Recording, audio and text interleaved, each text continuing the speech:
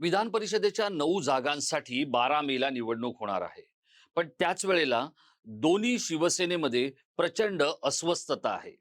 एक शिवसेना उद्धव बाळासाहेब ठाकरे यांची आणि दुसरी शिवसेना एकनाथ शिंदे यांची. या दोन्ही शिवसेनेमध्ये प्रचंड अस्वस्थता इतक्यासाठीच आहे, की विधान परिषदेवर निवडून कसं जायचं आणि कोणी जायचं. ठाकरेंच्या शिवसेनेतून उद्धव ठाकरे यांनी जावं यासाठी पक्षातल्या खूप मोठ्या वर्गाचा आग्रह आहे, महाविकास आघाडीचा आग्रह आहे. त्यामुळे ठाकरेंचं जाणं हे आता जवळपास निश्चित झालेलं आहे.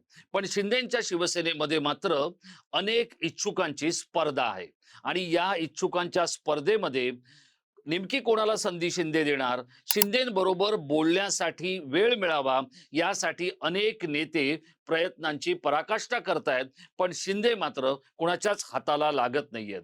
याच्यामुळे झालंय असं की शिंदेंच्या मनात चाललंय काय याबद्दल अनेक जण अस्वस्थ आहेत. आता या इच्छुकांमध्ये राहुल शेवाळे आहेत किंवा नीलम गोरे आहेत, किरण पावसकर आहेत.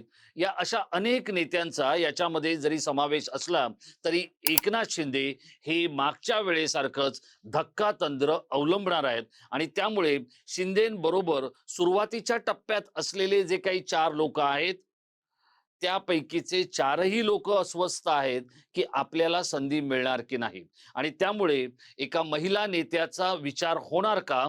71 वर्षांच्या नीलम गोरे यांना 5व्यांदा संधी मिळणार की एकनाथ शिंदे नव्या पद्धतीत एक नवा चेहरा समोर आणणार, याकडे आता राजकीय समीक्षकांचं लक्ष लागलेलं आहे.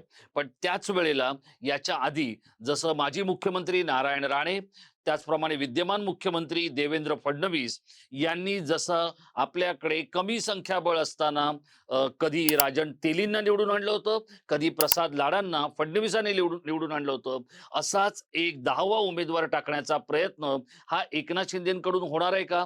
पण शिंदेच्या आणि ठाकरेंच्या दोन्ही शिवसेनांमध्ये असलेली अस्वस्थता ही या दोन्ही ठाकरेंच्या समर्थकांसाठी, शिवसेना प्रमुख बाळासाहेब ठाकरे यांच्या या दोन्ही शिष्योत्तमांसाठी काहीसा चिंतेचा विषय बनलेली आहे.